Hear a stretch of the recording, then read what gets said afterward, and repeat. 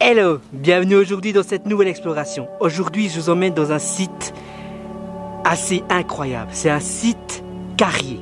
Qu'est-ce qu'un site carrier? Je vous explique tout ça après l'intro. Allez, bonne vidéo, let's go!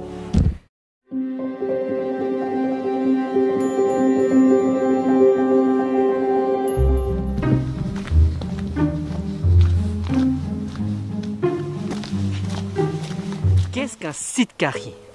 Un site carrier est simplement une carrière.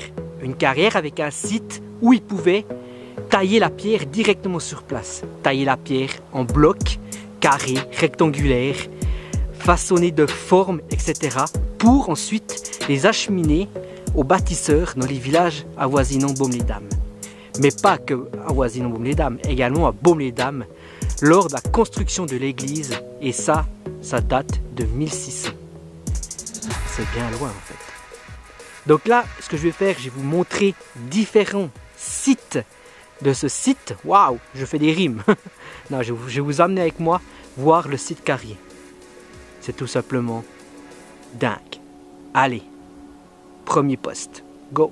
Donc ici, c'est la carrière principale, donc le front de taille, comme ils appelaient ça à l'époque, où ils taillaient les pierres pour, en gros blocs, où ils les cassaient, et ensuite, elles étaient acheminées dans cette direction là-bas. Ici, je me trouve au fond d'un ravin, au fond de la carrière. Donc toujours ces parois pour le front de taille, comme ils appelaient ça. Et ici, on voit un bloc. Ce bloc est une taille grossière de ce qui cassait dans la paroi en dessus. Là, on voit bien encore les trous des outils qu'ils utilisaient pour pouvoir tailler cette pierre.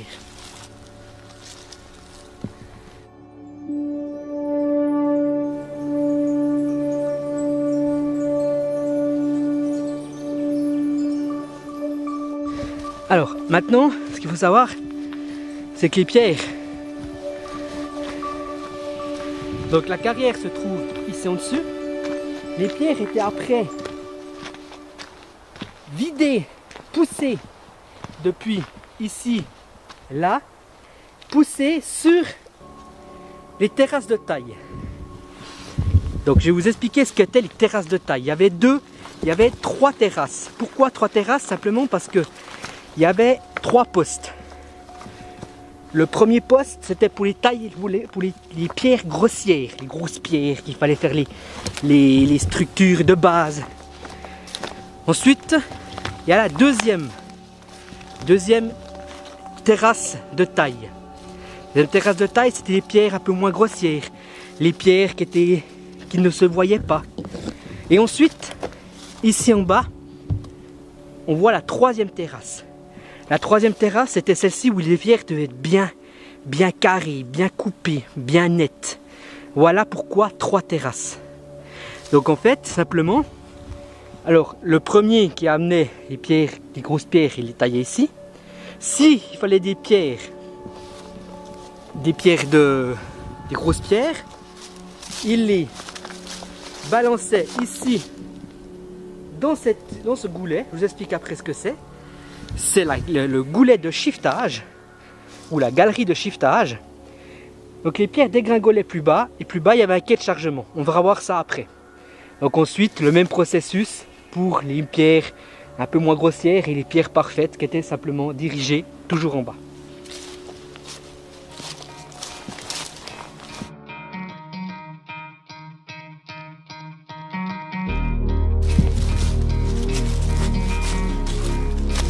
Donc là on voit bien les escaliers en bas, je vais vous montrer ce que c'est. Mais on voit chaque fois ces escaliers pour monter sur les terrasses de taille.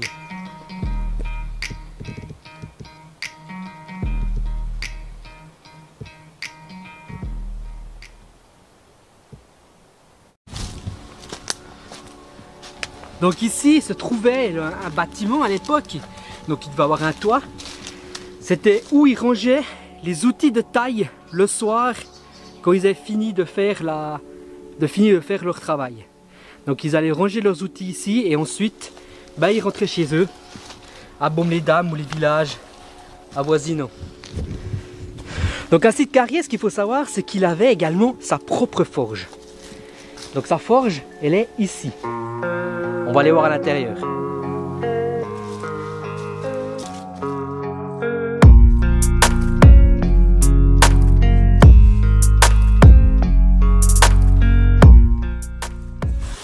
Donc là, je me trouve à l'intérieur de la forge. On voit bien cette forme arrondie. C'est assez fou. Et en haut, on voit ce trou où était évacuée la fumée. Pourquoi un site de forge? Ben simplement parce qu'il y avait de l'outillage. Et cet outillage, ben, il fallait bien le remplacer ou le réparer sur place. Au lieu de l'amener dans le village plus bas, ben, il gagnait énormément de temps. Donc là, je vais vous montrer différentes tailles, différentes pierres taillées.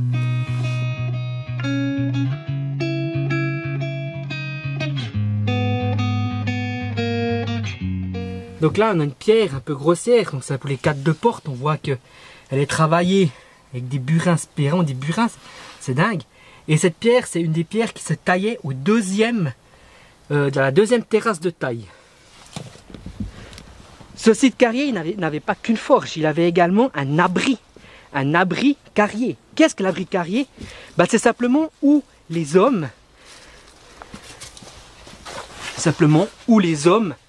pouvaient venir se reposer à l'abri des intempéries.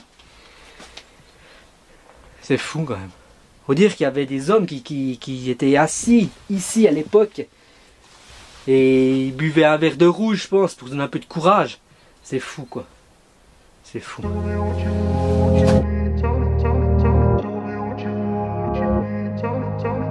Je vous montre un deuxième type. Donc le type à la troisième terrasse, on taillait les pierres de cette façon. Bien nette, avec des bords bien nets, des encoches c'est pour une porte, mais bien lisse, bien droite, pour simplement faire des habitations, l'intérieur des portes, etc. Vraiment la finition, la pierre de finition.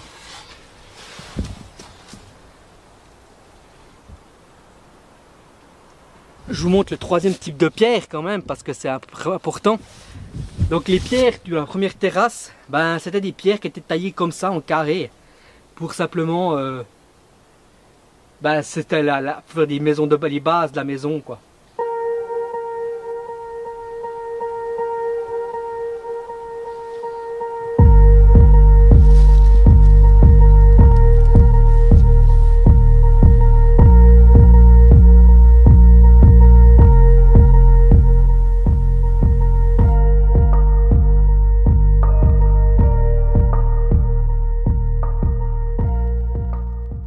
Donc là, je me trouve alors sur la troisième terrasse, la deuxième, elle est ici, et là, je me trouve sur la troisième terrasse. Donc là, bah, les pierres étaient lancées dedans. Regardez, il y a quoi, des vestiges de pierres qui n'ont pas été descendus, mais elles étaient descendues. Donc là, c'était vraiment un goulet, on le voit bien, qui va jusqu'en bas. Et en bas, bah, il y avait justement le quai de chargement, 2 quais de chargement, je vous montrerai après les 2 quais de chargement. C'est dingue, il faut dire qu'il y a des pierres qui déballaient là-bas en bas. Ça devait aller à une vitesse les pierres arrivaient en bas. Je me demande comment ils les retenaient à part ça. C'est dingue. C'est dingue, c'est fou. Pour dire qu'il y a encore ce genre de vestiges de notre passé. Et ça c'est dingue quoi, c'est dingue. Donc là ici on voit que le mur se ratrécit à ce niveau ici, simplement parce que il y avait déjà un premier arrêt de triage pour amener que les pierres de telle taille, que les pierres de telle finition, etc. pour être acheminées dans le village. Ils amenaient pas, ils envoyaient pas toutes les pierres en bas pour être amenés au village. Comme ça, ils quittent de trier au village en bas et ils les triaient déjà ici.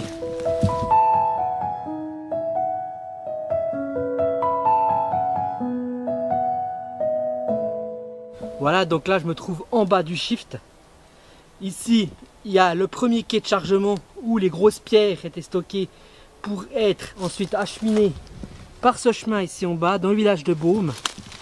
Et les plus petites pierres étaient acheminées sur le côté ici également sur le quai de chargement qu'il y a ici. Donc depuis le site en haut, il doit bien avoir une centaine de mètres. Je me fais attaquer par une branche. Il doit avoir une centaine de mètres et les pierres débalaient à partir de niveau, car il y avait des barrages en bois qui les retenaient pour pas qu'elles arrivent ici et qu'elles finissent dans le village plus bas. Et ça, il y avait des hommes qui étaient spécialement ici avec des sortes de palans, de trucs avec des palans pour pouvoir les mettre sur les chariots. À l'époque, c'était un truc de fou.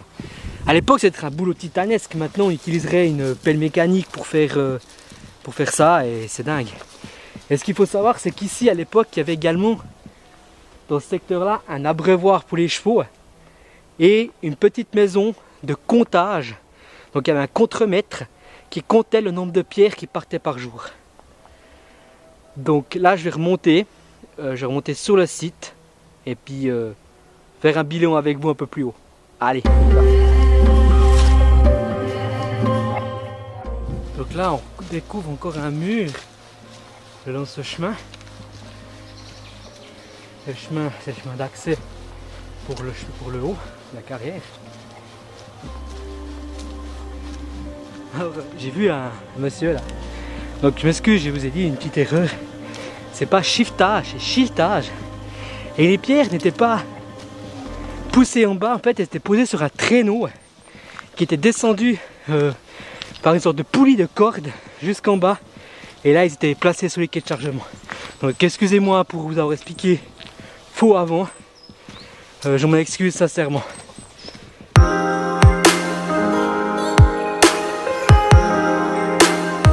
Ce qu'il faut savoir également, c'est qu'au début du XVIIIe siècle, la carrière, le site carrier de Baume-les-Dames a été arrêté.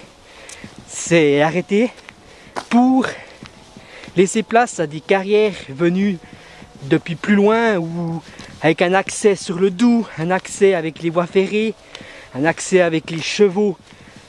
En fait, c'est plus facile que de descendre cette carrière, depuis cette carrière ici en haut. Mais ce qu'il faut savoir également, c'est qu'au XVIIIe siècle, il y a des vignerons qui ont utilisé ce site, justement les terrasses, pour un site viticole, un site... en fait, je ne sais pas plus, mais c'est un site viticole. Donc voilà. Bon ben voilà, cette expo est terminée, j'espère qu'elle vous a plu. Ce site, franchement, c'est un site de fou. J'ai vu des trucs... Cette exploitation de pierre est tout juste dingue. Donc j'espère que ça vous a plu. Abonnez-vous, laissez un pouce bleu, commentez, vous avez des questions. Et puis commentez, vous n'avez pas de questions pour me dire que si la vidéo vous a plu simplement. Donc là, je vous laisse, à tout bientôt.